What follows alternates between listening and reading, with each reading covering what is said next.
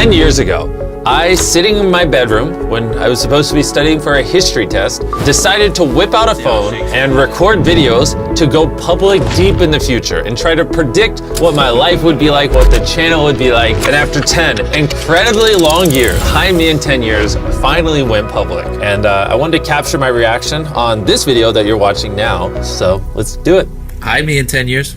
Hey, I'm gonna schedule upload this video. Wow. 10 years in the future. So you're gonna see this in 2025. Oh my god. It's 2015 for me right now. Oh, this is crazy. Look how young I look. Look at the difference. This me doesn't have a beard, doesn't have a mustache. Dude, what if I'm dead? Dude, if I'm ooh, that would be weird. That'd be so weird. Thankfully, not dead. That'd be really weird.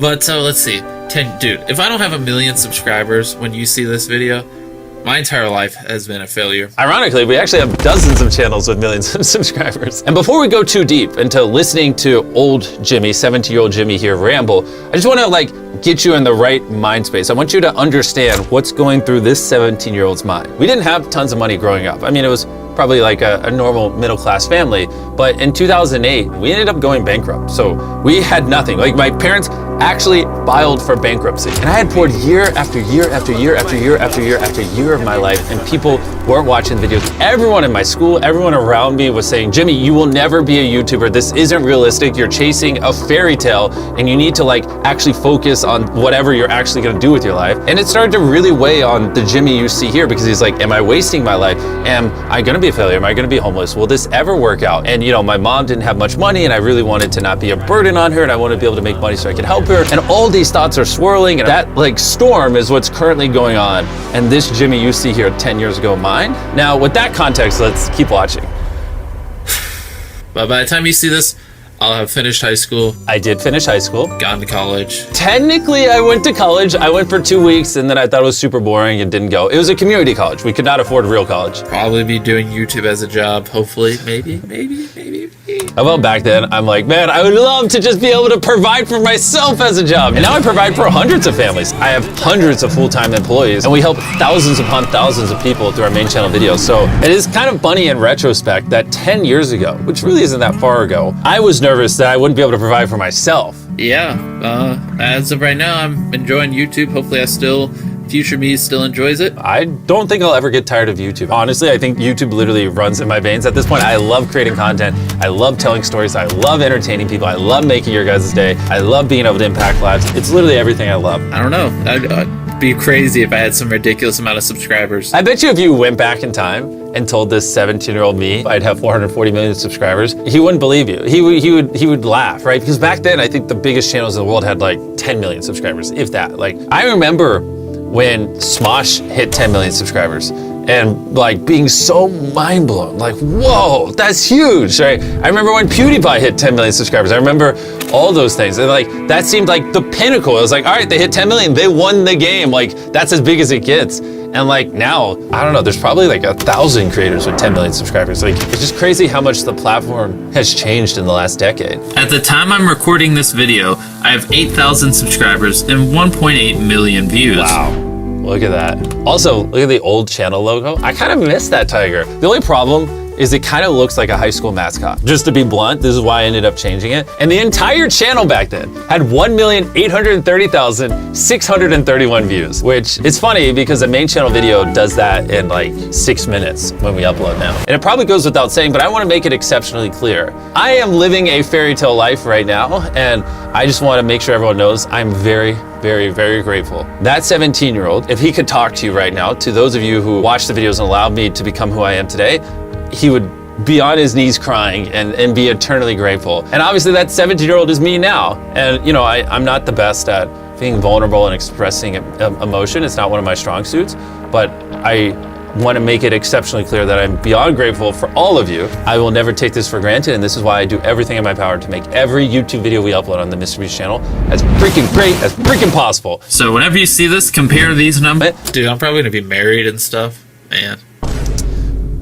Well, you're not married, but you're engaged. You will be married soon. I have a very, very beautiful fiance, Tia. Isn't she adorable? So you're much closer on that prediction than the sub count prediction. Oh, watch me not be married, not have 1 million subscribers, not have any of this, and then you guys just think I'm a big loser. I have most of those things, and a lot of you probably still think I'm a loser. Dude, what if I don't do YouTube when this goes public? That'd be weird. People don't realize this because I spend so many tens of millions of dollars on videos now. But when I was starting out, like I couldn't afford anything. I mean, look at the quality of this because I couldn't afford a camera. And so it's just so crazy that this somehow turned into this life I'm living now. If you wanna see what time it is, just so you know what the date is, that's the date. Oh, yeah, the squiggly lines is the date. Thank you. Hopefully you can see that.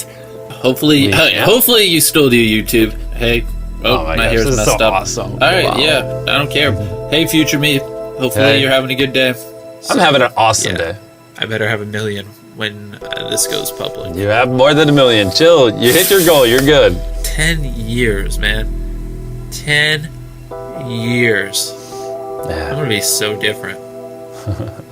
I really You am are. gonna be so different. You're different, but not that different. I mean, back then, I loved strategy games. I loved board games. Obviously, I loved YouTube. A lot of my differences between 17-year-old me that you see here and me now is probably more in confidence. I was very self-conscious back then. Fun fact, I loved YouTube so much when I was growing up that it was kind of all I talked about. And one time, a high schooler came up to me and he's like, all you do is talk about YouTube. No one cares. And that like really, really, really hurt me because it kind of hit me. I was like, wow, all I do is talk about YouTube. I talk about YouTubers that are doing well. I talk about ideas. It was just like the thing that consumed me when I was young.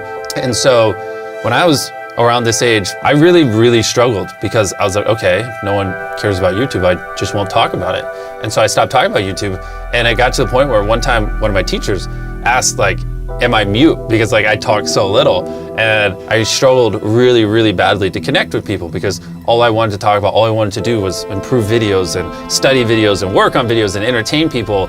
And if you're surrounded by people who don't care at all by that stuff, that you just become a nuisance to them. And so when you're that age, you have to be around the people in your school, and there are people you just kind of have to be around. And I was just forced to be around people who truthfully made me feel like a freak and made me feel like I didn't belong. And I didn't realize it because I was so young that, you know, I'm not a freak, or maybe a little bit, but it's okay to be obsessed with something. It's okay to love something. And so as soon as I got out of school and I started hanging out with other people who love telling stories, who love making content, who love being YouTubers, that's where everything changed. People who don't care about content creation don't get it, and they think you're different and weird and will call you names, but who cares? You don't need to be around those people. And that's how I'll be happy, not by trying to change who I am, if that makes sense. Oh man. All right, well. Actually, you know what I just noticed? This gallon of water. For whatever reason, I suck at drinking water. So I used to carry a gallon of water around and try to drink a gallon of water throughout a day. A lot of you probably don't know this. I have something called Crohn's disease. It's where your gut kind of attacks itself. It makes you very tired. Sometimes people will notice like that I look low energy in videos, or sometimes even people will say I look soulless. Usually those images, those moments correlate when my Crohn's is acting up. And I say all that because I played sports like crazy growing up. But then when I was 15, I got Crohn's disease. I ended up losing 60 pounds. I really struggled to get out of bed. And this is like kind of that weird time where I was like, oh, well, now I suck at sports because I have Crohn's, but I still like trained quite a bit. And so that gallon you see behind my head, I would drink a gallon of water every day. So some days I would have like 2 baseball practices in the same day. I'd come home and I'd grind YouTube videos, and then my mom would be like, do homework and stop failing everything. And I'd be like, with what time? I'm trying to be a YouTuber. All right, see you guys. See me. Hey, me. Me, hey. One last thing, just so you know. Look at that date, 8/27, October 4th, 2015. That's so crazy. Feels like literally just yesterday, but it also feels like 10,000 years ago. That is crazy to look at. That little table you see on the right, that was like a crappy little table that I bought. This monitor is like a cheap little monitor I bought at Best Buy. It's bringing back so many memories, man. It's currently October So many 4th. memories. So, yeah, like I said, this is October 4th.